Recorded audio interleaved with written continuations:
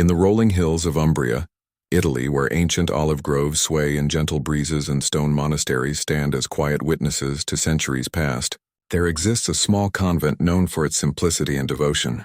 This is where Sister Maria Elisabetta has lived for the past 58 years, her wrinkled hands now bearing the marks of decades spent in prayer, gardening, and service to others. At 78 years old, Sister Maria Elisabetta moves slowly through the cool stone hallways of the convent, her footsteps nearly silent after years of practice. Her face, framed by the traditional black and white habit, carries the peaceful expression of someone who has found her place in the world. Yet behind her gentle smile lies a secret that only a few have ever known. Long before she became Sister Maria Elisabetta, she was Lucia Rossi, a young woman with nimble fingers and an extraordinary gift for music. Born into a modest family in Florence, Lucia showed remarkable talent at the piano from the age of 5. Her mother had noticed how the child would stand on tiptoes to reach the keys of an old upright piano at their local church, picking out melodies she had heard during Mass with surprising accuracy. "My Lucia plays as if the angels guide her fingers," her mother would tell neighbors, her eyes bright with pride and wonder. By the time she was 16, Lucia had earned a coveted spot at one of Italy's most prestigious music conservatories. Her teachers spoke of her with hushed reverence, predicting a future filled with concert halls and international acclaim. She had a particular affinity for Bach, whose complex mathematical patterns seemed to make perfect sense under her touch, and Chopin, whose emotional depth she could plumb with remarkable maturity for one so young. "When you play Bach, it is as if you are speaking his language," her favorite professor once told her. "Not many can translate his music with such clarity, but life has a way of taking unexpected turns." At 20, while preparing for her first major recital tour of Europe, Lucia felt a different calling growing stronger in her heart. It wasn't sudden, more like a quiet voice that had always been there, gradually becoming impossible to ignore. After months of inner struggle and prayer, she made a decision that shocked her family and teachers alike. She declined the tour and instead entered the Benedictine convent in Umbria, trading her concert dresses for a novice's habit, her sheet music for prayer books. The order she joined was known for its particularly strict adherence to traditional practices.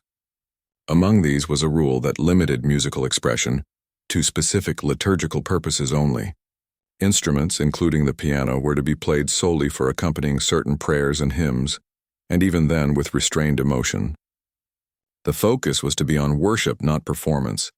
For Lucia, now Sister Maria Elisabetta, this meant effectively giving up the passion that had defined her early life. She surrendered this sacrifice as part of her devotion, never mentioning her former abilities to the other sisters. Only the Mother Superior at the time knew of her background, having read it in her application to the order. "You understand, my child, that this talent of yours must now be channeled into prayer?" the older woman had asked gently during her interview. "Yes, Mother," the young novice had replied. "I give it to God completely." And so she had. Or at least she had tried. What no one at the convent realized was that Sister Maria Elisabetta had never truly stopped playing the piano. She couldn't. The music lived too deeply within her. Instead, she found ways to keep her gift alive in secret.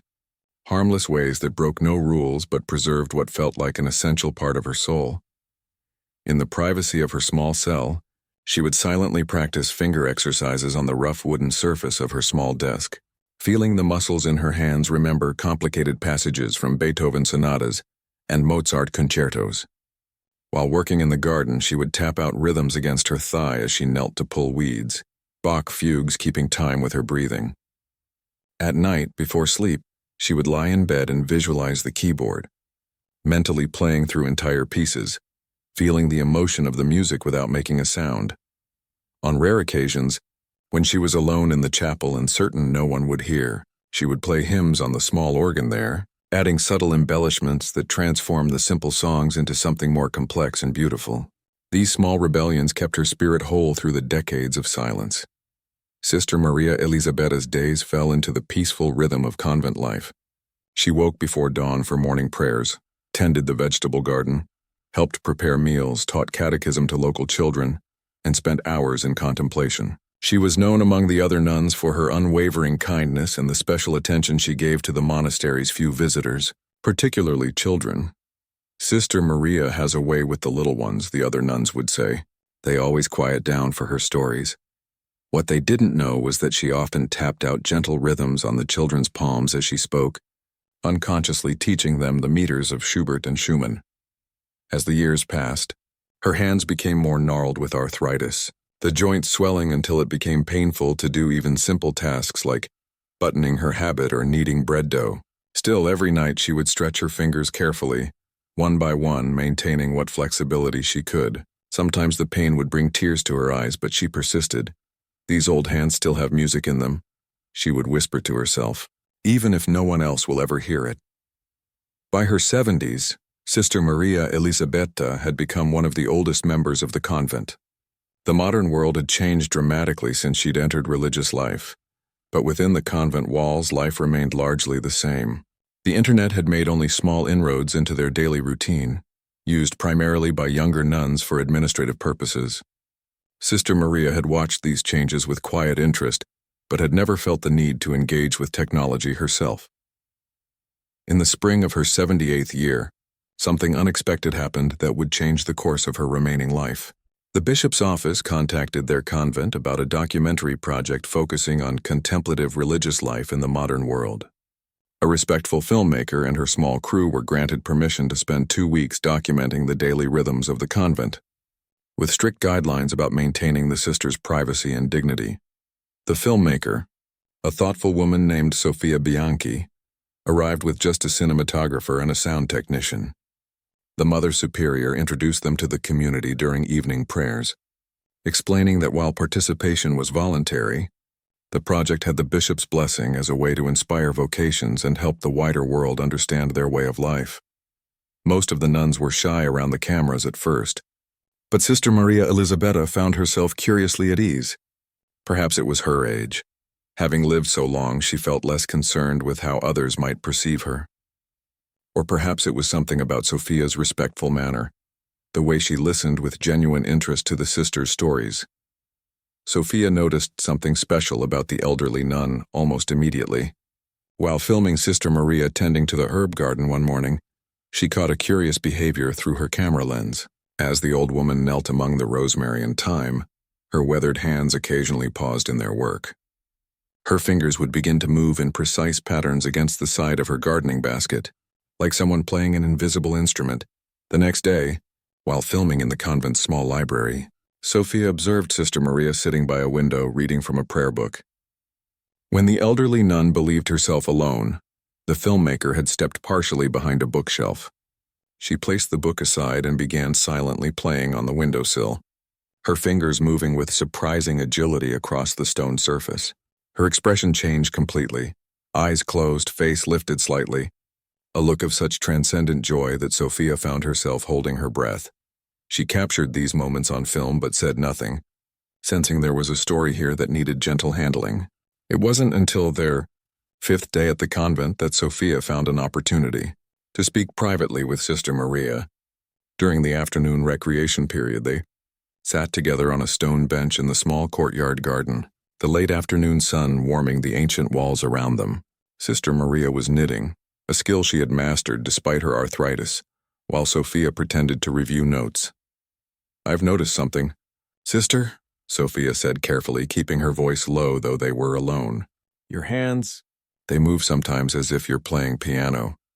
Sister Maria's knitting needles froze mid-stitch. For a moment she said nothing, her eyes fixed on the half-finished scarf in her lap. Then she looked up with a small, sad smile. "Old habits," she said simply. "From another life. You were a pianist?" Sophia asked, though she already suspected the answer. Sister Maria nodded, her eyes drifting to the middle distance as if looking back through the decades. "A lifetime ago," she whispered, "before I found my true calling here." Sophia felt a story unfolding before her that was far more compelling than the general documentary she had come to film. With gentle questions and patient silence, she encouraged Sister Maria to share more. Slowly, hesitantly at first, then with increasing warmth, the elderly nun began to speak about her past. As the golden afternoon light faded to dusk and the convent bell rang for evening prayers, Sophia sat transfixed by what she was hearing. the story of a young musical prodigy who had given up fame and acclaim to answer a spiritual calling, and who had kept her passion alive through decades of silence through sheer force of will and imagination. "Do you regret it?" Sophia couldn't help asking. "Giving up the music?" Sister Maria's face took on a luminous quality in the fading light. "I never truly gave it up," she said. "I just play for a different audience now." As they rose to head inside for prayers, Sophia made a decision that would change both their lives. She would find a way to bring music back to this remarkable woman's fingers, even if just once before the documentary was complete. What she couldn't know then was that her simple act of compassion would soon share Sister Maria Elisabetta's gift with not just a small convent in Umbria, but with the entire world. Sophia couldn't sleep that night. The story of Sister Maria Elisabetta kept playing in her mind like a haunting melody. She had come to the convent expecting to film the quiet routines of religious life, perhaps capture some thoughtful reflections on faith in the modern world. Instead, she had discovered something extraordinary, a world-class pianist who had spent nearly 6 decades in silence. In her small guest room at the local inn, Sophia paced back and forth, her mind racing. The documentary she had planned suddenly seemed pale and lifeless compared to the story that had fallen into her lap. But how to proceed? The convent had strict rules about privacy and portrayal of the sisters. And more importantly, she didn't want to exploit Sister Maria's trust or disrupt the life she had chosen. Dawn was breaking when Sophia finally had her answer. She would approach the Mother Superior directly, with complete honesty about what she had discovered and what she hoped to do. If permission was denied, she would respect that decision and keep Sister Maria's secret. After morning mass, Sophia requested a private meeting with Mother Gabriella, the current head of the convent. A practical woman in her 60s with keen eyes and a no-nonsense manner, Mother Gabriella had been cautiously supportive of the documentary project from the beginning. "Mother, I've discovered something unexpected during my time here," Sophia began once they were seated in the small administrative office. The room was simple: whitewashed walls, a wooden crucifix, and a desk piled with papers that testified to the business side of running a religious community. Sister Maria Elisabetta was once a concert pianist of extraordinary talent, Sophia continued. "She's never played a note on a real instrument in all her years here, but she still plays in her mind and with her fingers on any available surface." Mother Gabriella's expression remained neutral. "And how did you come to know this?" "I observed her hands moving in patterns while gardening and sitting by the window. When I asked her about it, she told me her story," Sophia explained. "Mother, I believe her story deserves to be told. With your permission, I'd like to bring a piano here and let her play, just once, for our documentary." The Mother Superior's eyebrows rose slightly, the only indication of her surprise. "That would be highly unusual," she said after a moment.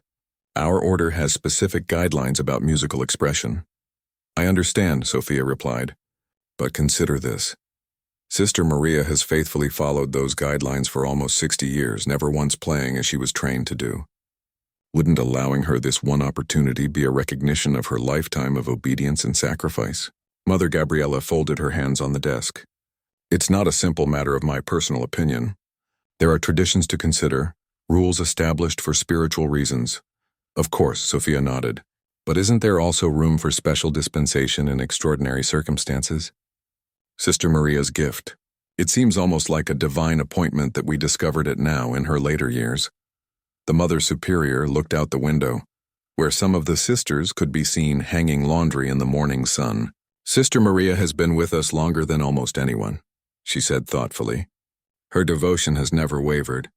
Just one performance," Sophia pressed gently. "We would film it respectfully without sensationalizing it. The focus would be on her journey of faith, not just her talent." Mother Gabriella turned back to Sophia. "I will need to consult with Bishop Romano. This decision is beyond my authority alone." Her voice had softened slightly. "I make no promises, but I will present your request." "Thank you, Mother," Sophia said, relief evident in her voice. "That's all I can ask." "And Sophia," Mother Gabriella added as the filmmaker rose to leave, "until a decision is made, please do not mention this possibility to Sister Maria. I wouldn't want to raise hopes that might be disappointed." Sophia nodded her agreement and left the office, her heart racing with both excitement and anxiety.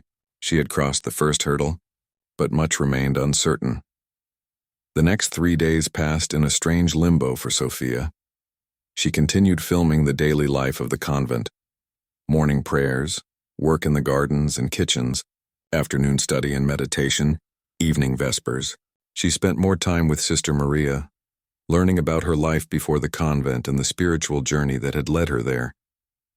But she kept her promise to Mother Gabriela, never hinting at the possibility of a piano performance. On the afternoon of the 4th day, Mother Gabriela summoned Sophia to her office again. The filmmaker found her standing by the window, hands clasped behind her back. "I've spoken with Bishop Romano," the Mother Superior said without preamble. "We've had a long discussion about Sister Maria's situation." Sophia waited, hardly daring to breathe. "The bishop was initially hesitant," Mother Gabriela continued. "Our rules about musical expression exist for spiritual reasons, to keep our focus on worship rather than performance, to maintain humility, to ensure that all we do glorifies God rather than ourselves." She turned to face Sophia. "However, after I shared what you told me about Sister Maria's lifetime of faithful observance, and after reviewing her 6 decades of service here, the bishop has granted a special dispensation." Sophia's face broke into a smile. "That's wonderful news." Mother Gabriela raised a hand. "There are conditions. The piano must be brought in discreetly. Sister Maria may play once only, and the repertoire must be primarily sacred music. The footage will be reviewed before any public release, and the final edit must emphasize her spiritual journey rather than just her musical talent." "Of course," Sophia agreed quickly. "We'll respect all those conditions. There's one more thing," Mother Gabriela said, her voice gentler now. "Sister Maria must be asked privately if this is what she wants. After so many years of sacrifice, she may prefer to maintain her commitment to silence. The choice must be hers with no pressure." Sophia nodded solemnly. "I completely agree. Very well. I will speak with Sister Maria this evening after Vespers. If she consents, your piano can be brought in tomorrow." Sophia left the office in a daze of excitement and began making arrangements immediately. She called Paolo, her producer in Rome, asking him to rent the best grand piano he could find and have it delivered to the convent the next day. She then spoke with her cinematographer and sound technician about the special requirements for filming such a performance. The lighting, the acoustics, the camera angles needed to capture both the technical aspects of playing and the emotion of the moment. That evening, Sophia sat in the convent's small chapel during Vespers, watching Sister Maria sing the ancient prayers with the other nuns. The elderly woman's voice was thin but true, rising and falling with the familiar cadences. Sophia wondered what was going through her mind, if she knew yet that her long musical silence might soon be broken. After the service ended, Sophia saw Mother Gabriela approach Sister Maria and lead her away for a private conversation. The filmmaker returned to the guest quarters nearly sick with anticipation. It was almost 9 o'clock when a young novice knocked on Sophia's door. "Mother Gabriela asks if you would come to her office, Gain," the girl said. Sophia found both the Mother Superior and Sister Maria waiting for her. The elderly nun's eyes were red-rimmed as if she had been crying, but there was a luminous quality to her face that Sophia had never seen before. "Sister Maria has considered the bishop's dispensation," Mother Gabriela said. "She would like to tell you her decision herself." Sister Maria stepped forward, her gnarled hands trembling slightly as she reached for Sophia's. "For 58 years," she said, her voice barely above a whisper, "I have offered my silence as a gift to God. It wasn't always easy, especially in the beginning, but it became a form of prayer for me." She squeezed Sophia's hands with surprising strength. "Now it seems God is asking for a different kind of offering, to play again one last time. Mother Gabriela tells me that my story might inspire others, might show them something about faith and devotion." She smiled, a tear slipping down her cheek. "If that is God's will, then I accept with a grateful heart." Sophia felt tears welling in her own eyes. "Thank you," she said simply. "I promise we'll honor your story properly." The next morning dawned clear and bright.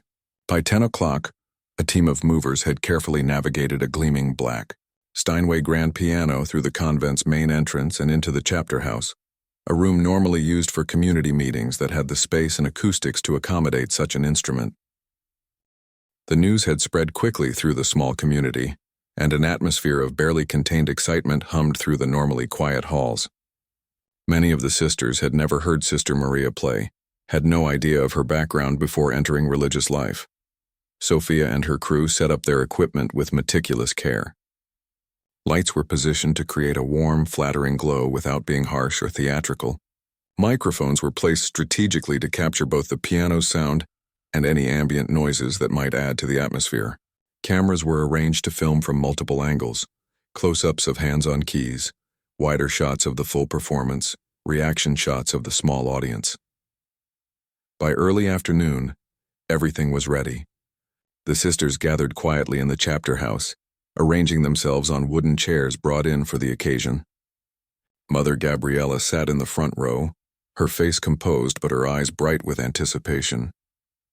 Bishop Romano had arrived as well, a dignified man in his 70s who had come to witness this unusual event personally. Sophia approached Sister Maria, who was waiting in a small antechamber. The elderly nun had changed into a fresh habit, and someone had helped her arrange her veil neatly. Her hands were trembling visibly now. "Are you ready?" Sophia asked gently. Sister Maria looked up, a mixture of fear and joy in her eyes. "I haven't touched a piano in 58 years, she whispered. "What if I've forgotten everything? What if my hands won't work properly?" Sophia took the nun's weathered hands in her own. "Your body remembers," she said. "And even if there are mistakes, that's not what matters. This isn't about perfection, it's about your journey." Sister Maria nodded, took a deep breath, and rose to her feet. "Then let us begin." Sophia gave her crew a signal, and the cameras started rolling as Sister Maria Elisabetta walked slowly into the chapter house. A hush fell over the gathered sisters as she approached the magnificent piano. For a moment she simply stood before it, gazing at the instrument as one might look at a long-lost friend. Then, with a small gesture that somehow combined both hesitation and decisiveness, Sister Maria sat down on the bench, adjusted her habit, and placed her arthritic fingers on the keys. The moment of truth had arrived. After nearly 6 decades of silence, would the music still be there? For several heartbeats, Sister Maria Elisabetta sat motionless at the piano, her fingers resting lightly on the keys without pressing down. The chapter house was so quiet you could hear the soft ticking of the old clock in the corner and the distant cooing of doves from the courtyard. Everyone held their breath, waiting. Sister Maria closed her eyes and bowed her head slightly, her lips moving in what appeared to be a silent prayer. Then, almost imperceptibly at first, her right hand began to move. The first notes of Bach's Jesu, Joy of Man's Desiring filled the room, hesitant and delicate. The melody wavered slightly like a newly hatched butterfly testing its wings.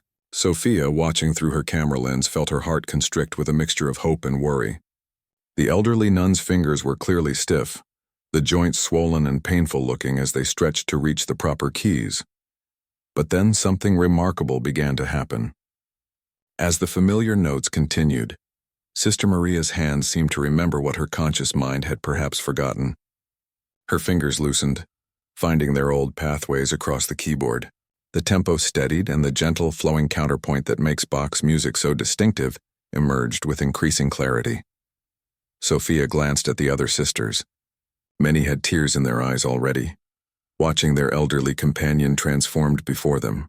Mother Gabriella sat with her hands clasped tightly in her lap, her expression one of wonder and something that looked almost like pride. Bishop Romano leaned forward slightly in his chair, his eyes never leaving Sister Maria's hands. As the final notes of the Bach piece faded, Sister Maria paused for just a moment, then moved seamlessly into Mozart's Ave Verum Corpus. The sacred music seemed to pour through her now, no longer hindered by physical limitations. Her face had changed completely, the worried creases smoothed away, replaced by an expression of such deep peace and joy that it was almost painful to witness. Sophia signaled her cinematographer to move closer, wanting to capture the nun's expression.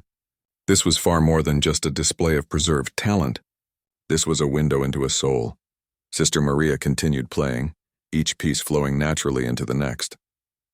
She moved from Mozart to Schubert's Ave Maria, her interpretation so tender and nuanced that several of the nuns began to quietly weep. The sound technician hastily adjusted his levels, not having anticipated the dynamic range the elderly pianist was capable of producing. Then, In a shift that caused Mother Gabriella to straighten in her chair, Sister Maria began to play something unexpected, Beethoven's Moonlight Sonata. This was a departure from the purely sacred music that had been agreed upon, venturing into the realm of classical repertoire. Yet the piece was played with such reverence that it took on an almost spiritual quality, the famous triplet pattern flowing like a gentle pulse beneath the haunting melody. As Sister Maria played, the years seemed to fall away from her. Though her body remained that of an elderly woman in a nun's habit, there was a vitality to her movements that hadn't been visible before. Her back straightened, her head lifted, and her hands, those gnarled, arthritic hands, moved with a grace and agility that seemed nothing short of miraculous. Sophia felt tears streaming down her own face but didn't dare wipe them away for fear of making a sound that might break the spell. This was beyond anything she had anticipated when she'd first noticed the nuns playing on the windowsill.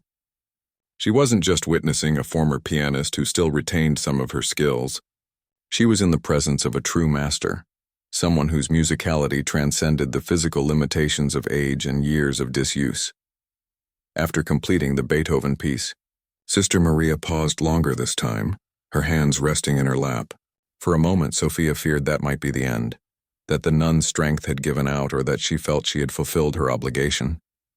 But then Sister Maria looked up, not at her audience but seemingly at something beyond them all, and placed her hands once more on the keyboard. What came next astonished everyone in the room. The opening chords of Franz Liszt's Benediction of God in Solitude rang out, bold and complex. This was no simple hymn or well-known classical piece, but one of the most challenging works in the piano repertoire, requiring both technical mastery and profound emotional depth. Bishop Romano leaned over to whisper something to Mother Gabriella, whose eyes had widened in recognition. Sophia later learned that the bishop himself was a classical music enthusiast and had immediately identified the piece. The Liszt composition unfolded in waves of sound, sometimes thunderous and powerful, sometimes so delicate it seemed the notes were suspended in air. Sister Maria's whole body became involved in the performance now, swaying slightly with the music's ebb and flow. Her face was transformed, illuminated from within by what could only be described as ecstasy.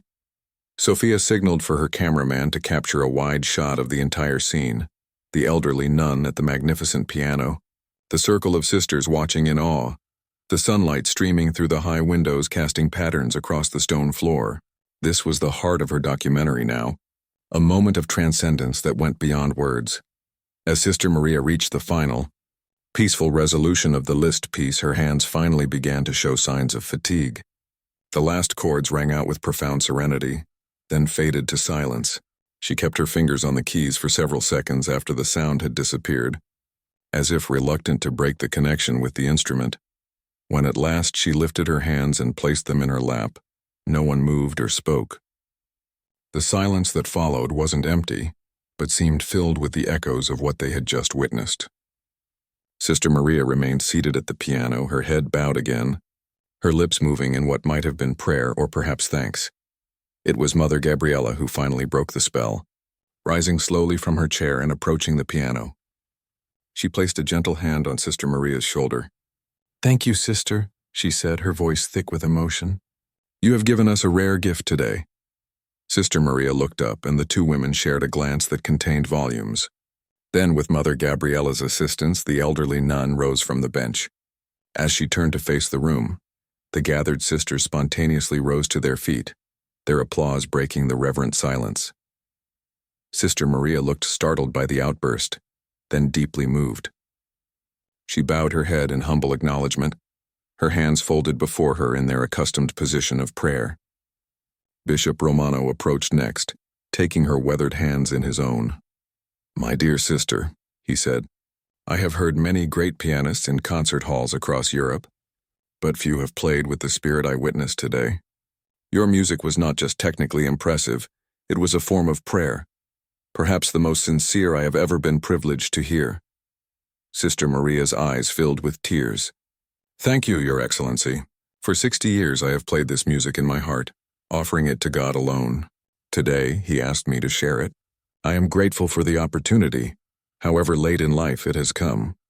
Sophia signaled for her crew to keep filming, Knowing that these moments following the performance were as important as the music itself, the other sisters now approached one by one. Some embracing Sister Maria, others simply clasping her hands or whispering words of appreciation. Many were openly weeping. Sister Lucia, at 92, the oldest member of the community, made her way forward with the help of a walking frame. She had been at the convent when Sister Maria first arrived as a novice and had never known about her musical background. "All these years," Sister Lucia said, her voice quavering with age and emotion, "all these years you kept this light hidden, yet I see now it was never extinguished, only contained, burning all the more brightly within."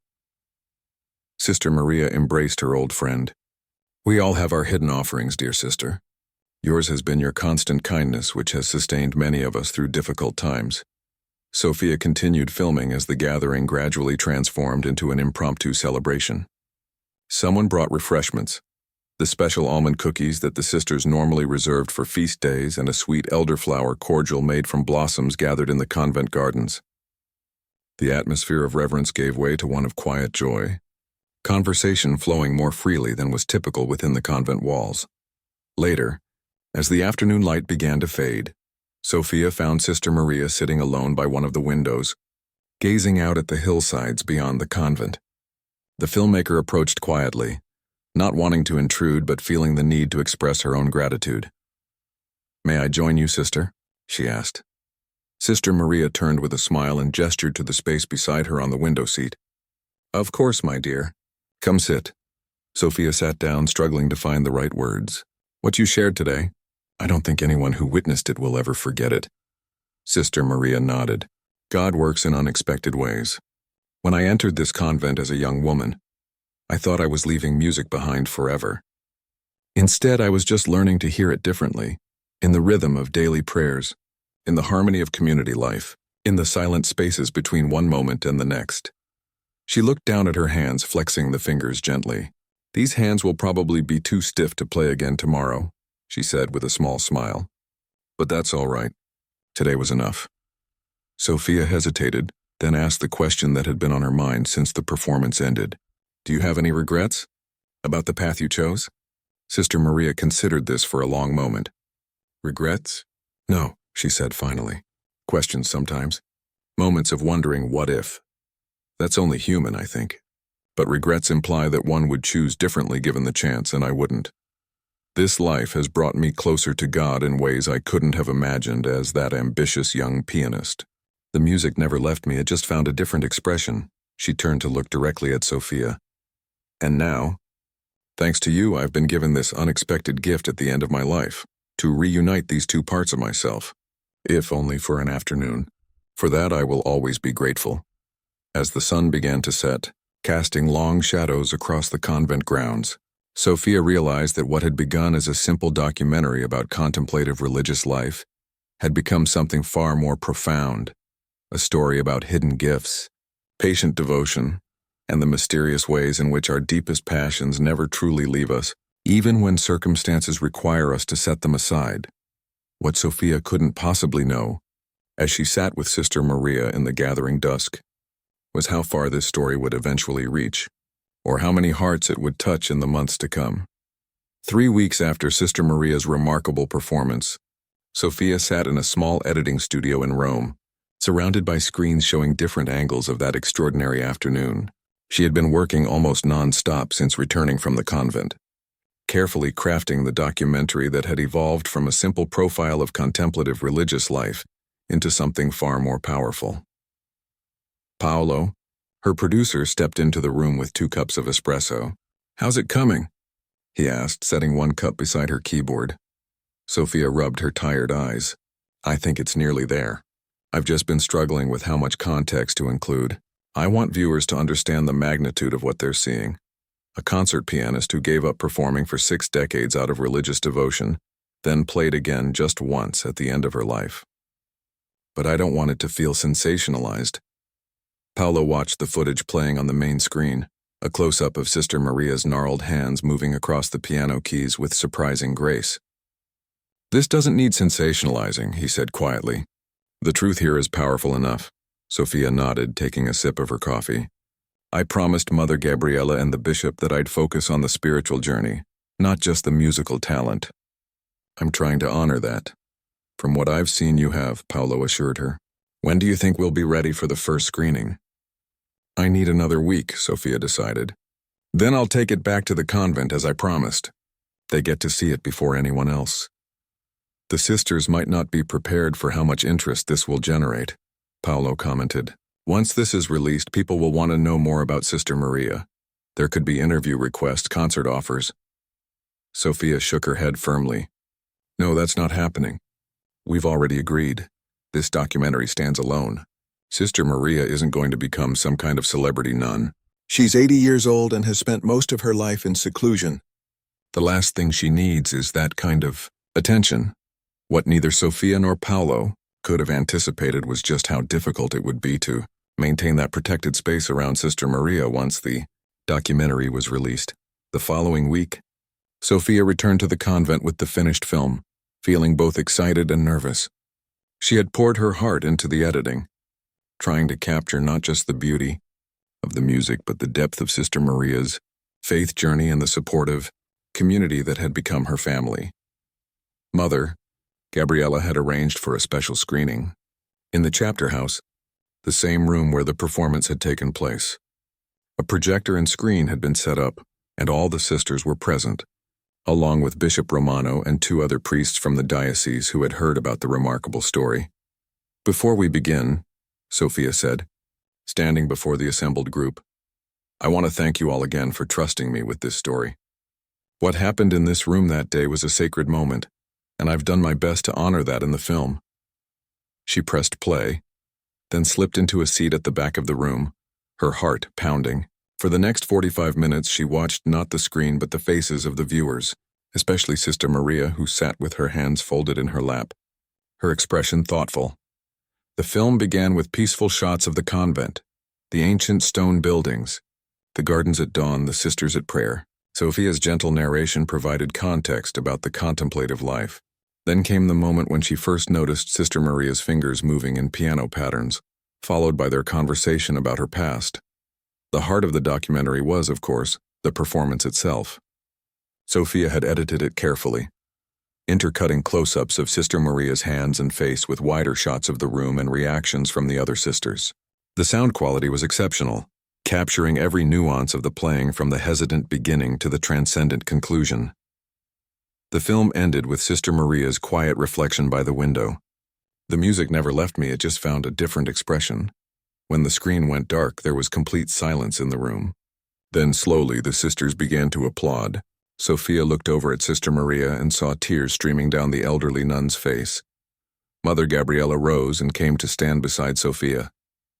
You have done a beautiful job, she said.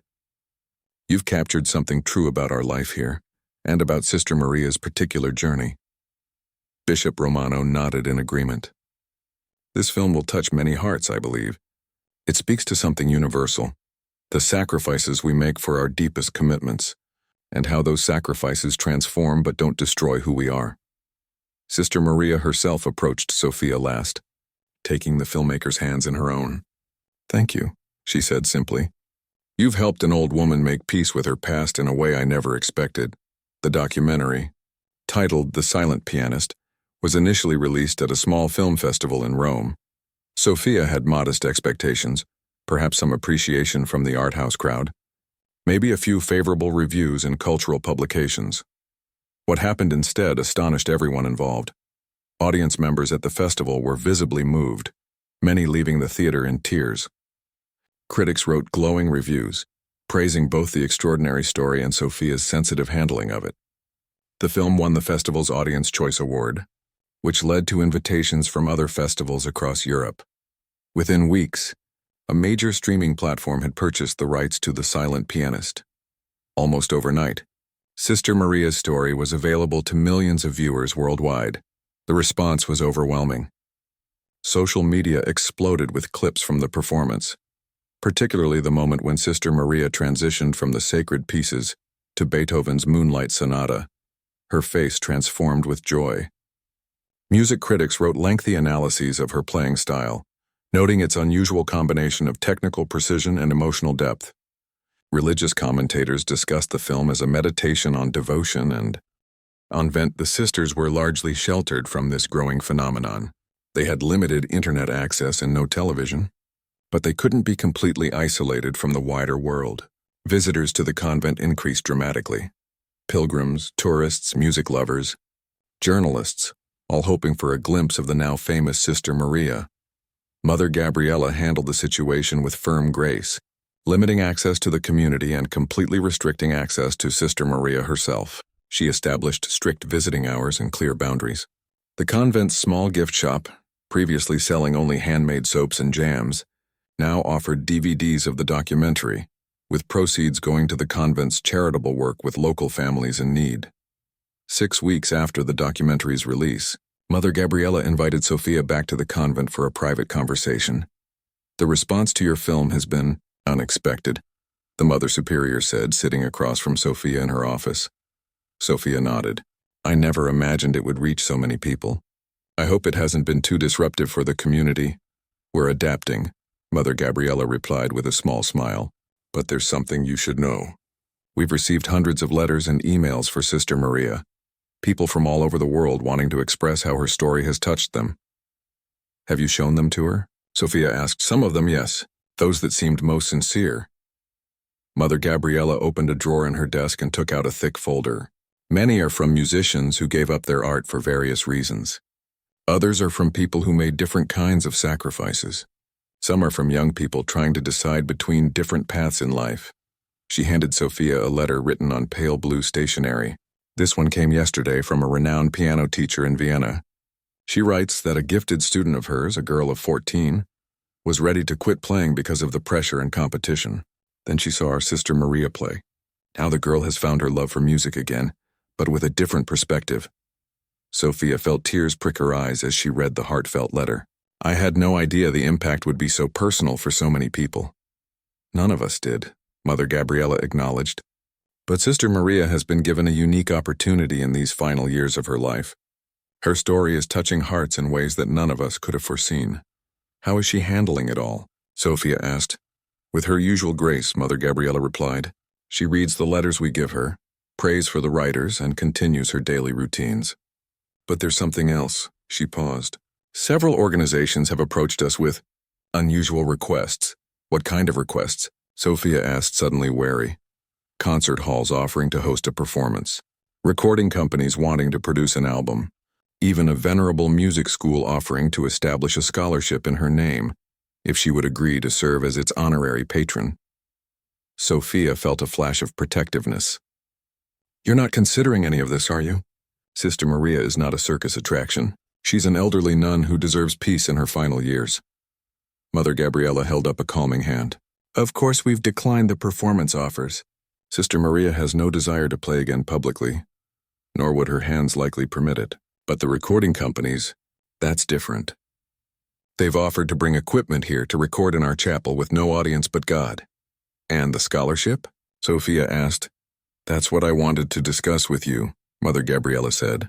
"Sister Maria is intrigued by the idea, not for herself, but for what it might mean to young musicians who come from backgrounds like hers, with talent but limited means."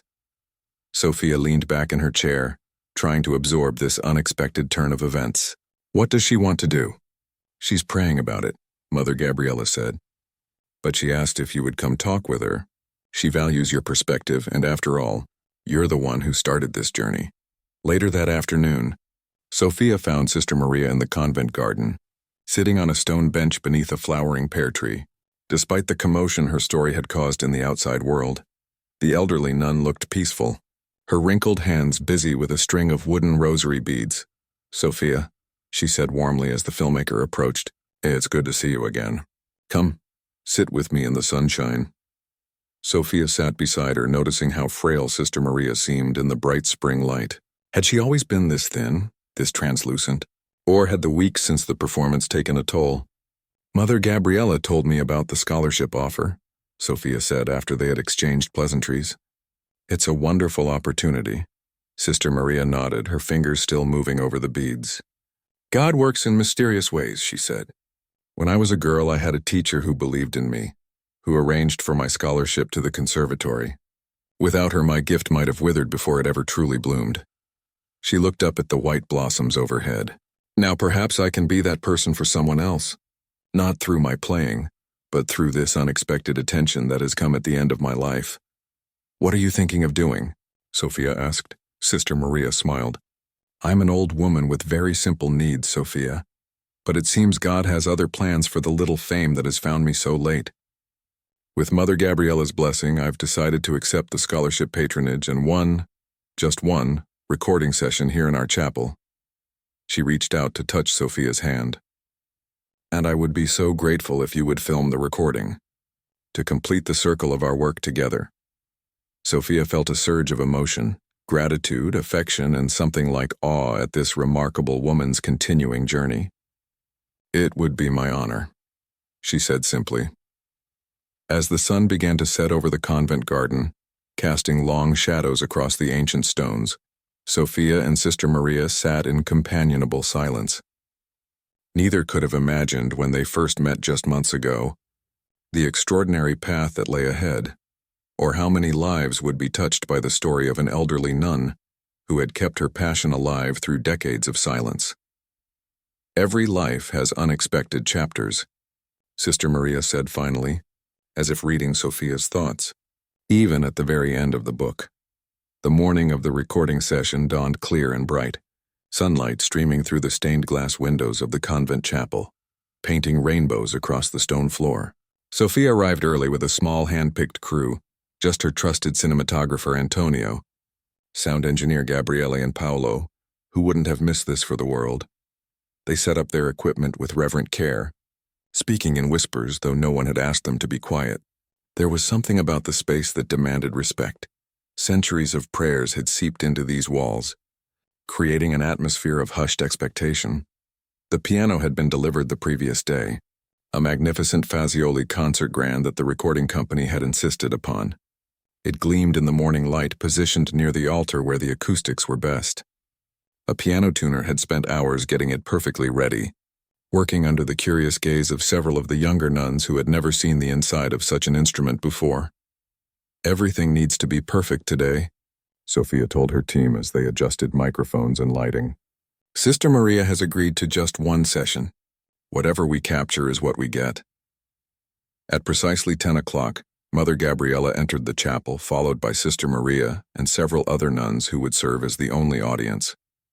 Sophia was struck by how small and fragile Sister Maria looked in the large space, her black and white habit a stark contrast against the colorful light from the windows. Yet there was something different about her today. She moved with purpose, her back straighter than usual, her eyes clear and focused. When she saw Sophia, she smiled and came over to greet her. "Good morning, my dear," she said, taking Sophia's hands in her own. "What a beautiful day God has given us for this adventure." Sophia squeezed the nun's hands gently, noting that they seemed less stiff than before. "Have you been practicing, sister?" she asked with a small smile.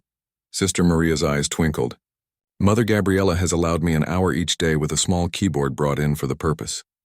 My fingers will never be what they once were, but they're a bit more willing than they were for our first recording."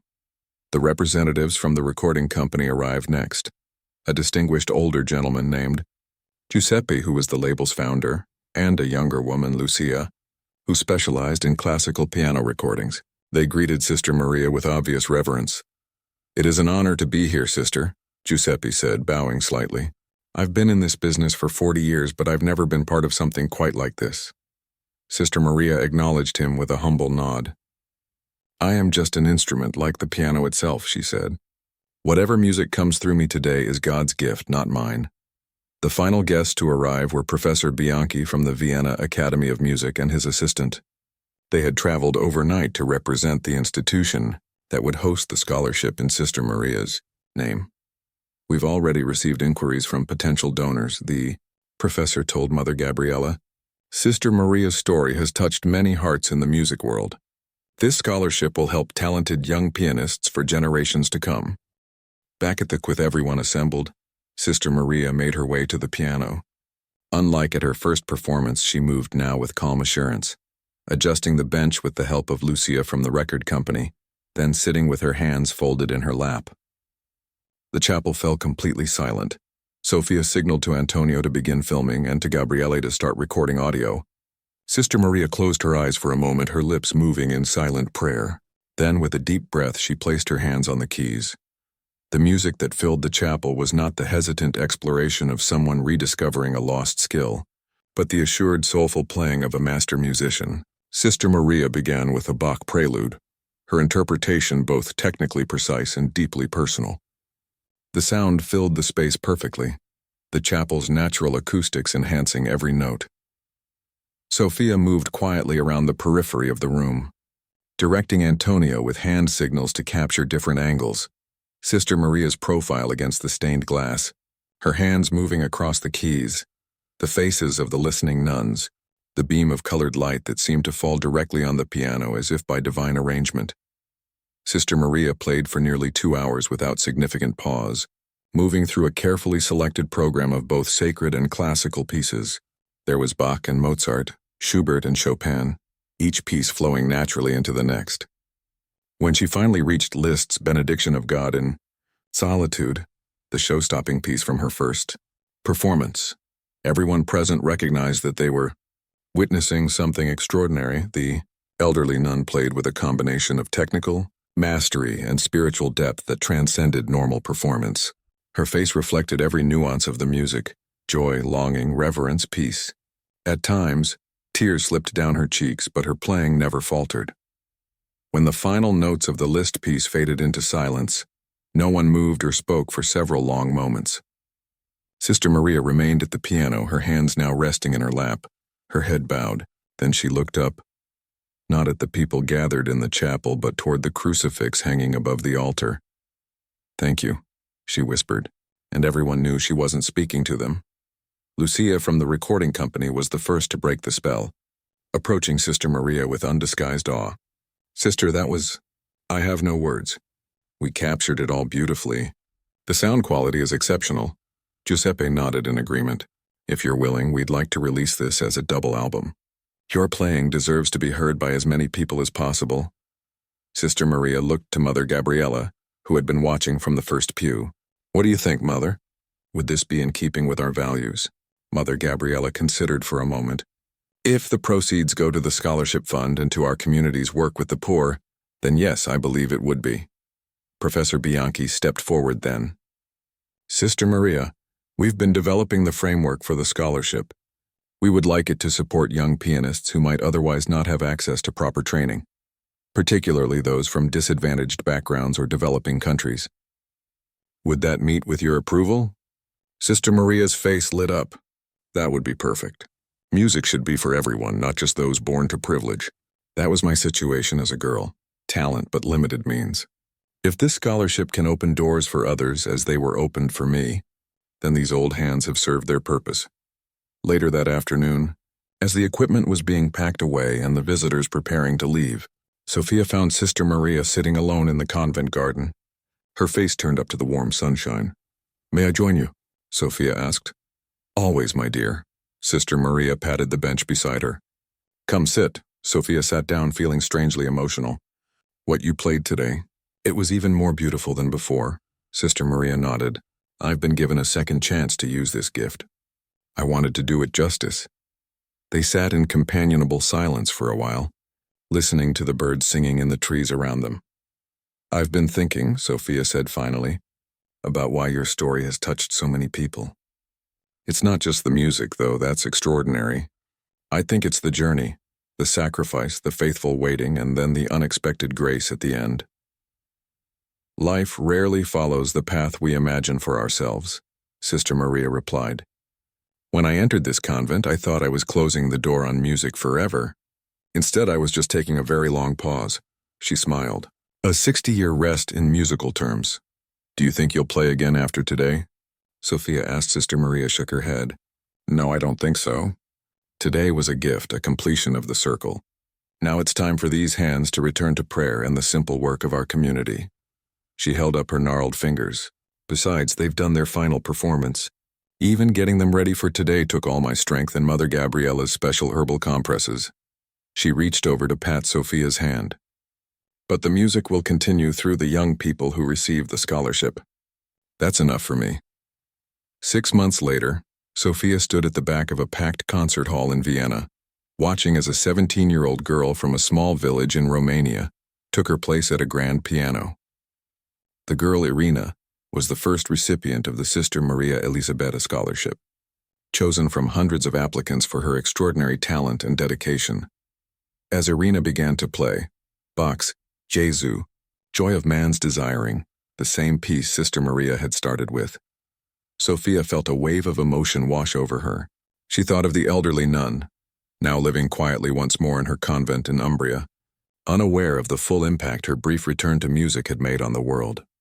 Sister Maria's album, titled Benediction, the final performance of Sister Maria Elisabeta, had been released 3 months earlier to critical acclaim and surprising commercial success. Classical music critics called it a masterpiece of spiritual interpretation and a testament to the enduring nature of true musical gifts. It had reached #1 on the classical charts in 12 countries and continued to sell well, with all proceeds going to the scholarship fund and the convent's charitable work. Sophia had just come from Umbria, where she had shown Sister Maria her newest documentary, a short film about Irina and the other young recipients of the scholarship, tracing their journeys from their home countries to Vienna. The elderly nun had watched with tears in her eyes as these talented young people spoke directly to the camera, thanking the mysterious pianist-turned-nun whose story had changed their lives. "Your hands are still making music, sister," Sophia had told her, "just through others now." Sister Maria had smiled at that. "That's how it should be. We each have our moment to play our part, then we pass the gift along to others." Now, as Irina's fingers danced across the keys with passion and precision, Sophia took out her phone and quietly recorded a short clip of the performance. She would send it to Mother Gabriella later, knowing it would find its way to Sister Maria. A reminder that endings can also be beginnings, that gifts given up can sometimes return multiplied beyond imagination. At 81, Sister Maria Elisabeta's health was beginning to fail. Her heart was weakening and she tired easily now. The doctor said she might have another year, perhaps 2. But watching Irina play, this girl who would never have had the opportunity to develop her gift, without the scholarship, Sophia knew that Sister Maria's influence would continue long after she was gone. As the concert ended and the audience rose in a standing ovation, Sophia thought about the mysterious ways life unfolds, how a chance encounter, a filmmaker noticing an elderly nun's fingers moving in piano patterns, had set in motion events that would touch countless lives across generations. The story that had begun with silence, a young pianist entering a convent, setting aside her music, had transformed into a symphony that would continue playing long after all of them were gone. Not just through recordings or memories, but through the living gift of music passed from one generation to the next, from a venerable nun who had once been prevented from playing the piano, then played and stunned the world.